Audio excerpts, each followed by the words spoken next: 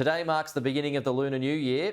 For many people, the holiday means going to a temple to burn incense and pray, but shrines in Taiwan are turning away from the smoky stuff and leaving the people who sell it to count the cost. Our Asia correspondent Staś Butler has this report.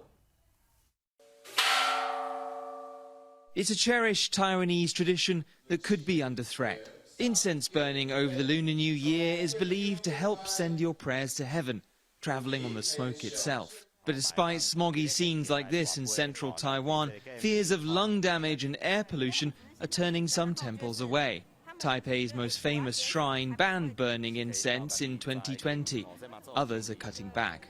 It means this 2,000-year-old tradition could be in decline. That's a problem for Taiwan's incense companies, like Jiwentang, which has been making the material for over 40 years. Second-generation owner Lin Jianhong says he's seen trouble like this before. The local industry crashed in the 1990s when cheap imports from China began flooding in.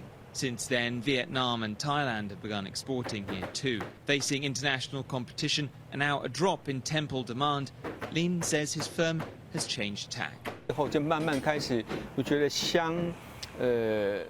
I think incense is not just for worship. It can also be something for everyday life. So our whole production strategy has changed to move towards incense for everyday use. More and more, Jiwentang is targeting a small but growing market. Wealthy customers who want natural handmade incense to burn at home, some using Australian sandalwood. Even artisanal manufacturers like Mr. Lin can make huge quantities of this incense. Take these small sticks, for example. He tells me his company makes 1 million of them every day. The same kind of premiumization is happening across Taiwan's craft industries. Facing competition, companies are focusing on high quality and high price.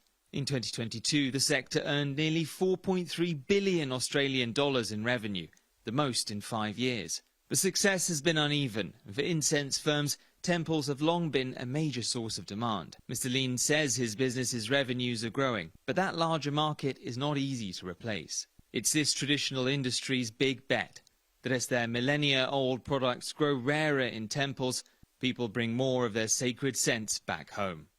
Staś Butler, Sky News, Yilan, Taiwan.